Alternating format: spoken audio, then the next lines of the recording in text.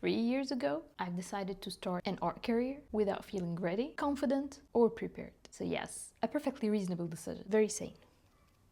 And somehow, this decision worked. This video is about how I tricked myself into believing I could and how you can do the same. Hey artists, it's Sunday. So you already know what that means. It's coffee, then art, Sunday. So if you didn't bring your coffee with you, respectfully, why are you here? If you're new here, my name is Myrna. And every Sunday, I sit here, I sip my coffee, draw and talk about a new topic that's been living in my head rent-free. So if these are the things that you enjoy too, then I don't have to tell you what to do. You're smart, you'll figure it out. Subscribe. Anyway, you know how some people say that if you want something badly enough, you will get it? Yeah, I don't believe that. Not even a little. You can want something deeply and still never move toward it. You can want something so badly it hurts and still wait.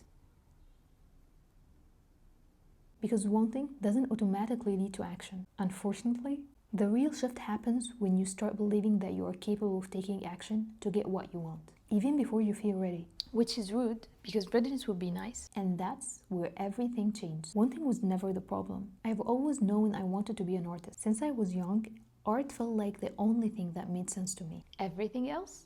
Very confusing. That's why I taught myself how to draw in the first place. No art school, no clear path, just persistence and curiosity. Wanting something has never been the hard part. After I graduated, I spent years working jobs I didn't enjoy. Not because I didn't want more, but because wanting didn't feel strong enough to justify the risk. I told myself I was being responsible, realistic, patient. All the words that sounds mature, but feels miserable. I will start when I'm better, when I'm more confident, when I feel ready.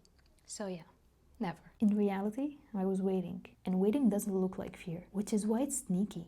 It looks like planning, researching. And here's what I didn't realize back then. Readiness isn't something you arrive to. It's something you move past, like an awkward phase or a bad haircut. Waiting felt safe, but it was quietly costing me time, energy, and self-trust. Waiting is so expensive. No refunds, no free trials. The turning point wasn't motivation. It never is. It was honesty. I realized that if I waited to feel ready, I would never start. Not because I wasn't capable, but because fear doesn't disappear on its own. So I stopped asking, do I believe I can do this? And started asking, what would I do if I didn't let doubt make the decision? That question changed everything. I didn't lie to myself. I didn't convince myself I was special or fearless. I'm neither. I simply stopped treating my doubts like facts. Fear is persuasive. It sounds logical, it feels protective, but fear is not objective. So instead of waiting to feel confident, I acted like someone who believed, even when I didn't feel it. Quietly, imperfectly, repeatedly. So yes, sometimes the Lulu is the Sululu. Because belief is a result, not a requirement. This is the part most people get backwards. We think belief creates action, but in reality, action creates belief.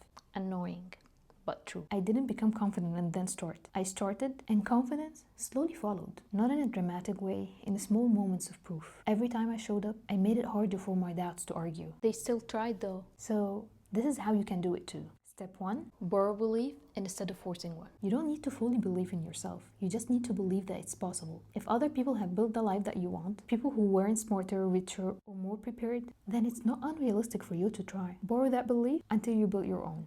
Step 2. Separate feelings from decisions. You're allowed to feel scared. You're just not required to obey it. Fear is a feeling, not a rule. Learn to make decisions based on values, not comfort.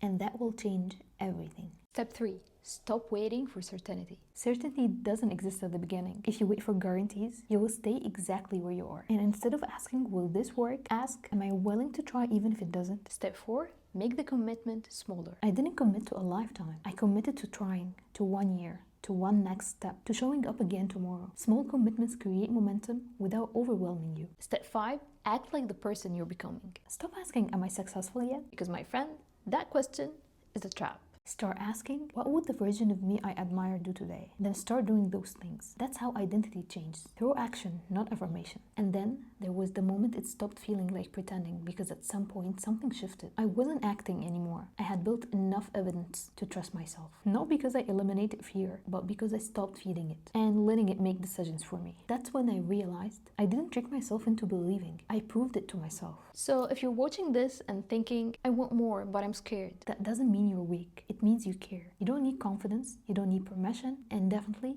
you don't need to feel ready. You just need to be willing to act once and then again. And I will always be here to remind you of this, because this channel is for artists, creatives, and anyone building a life that actually feels like theirs. And if you are in that in-between spaces, wanting more but unsure how to start, leave a comment. You're not alone. You're not alone, you're not behind, you're just at the beginning. And I'm gonna see you next Sunday in a new episode of Coffee Than Art. Bye, artists!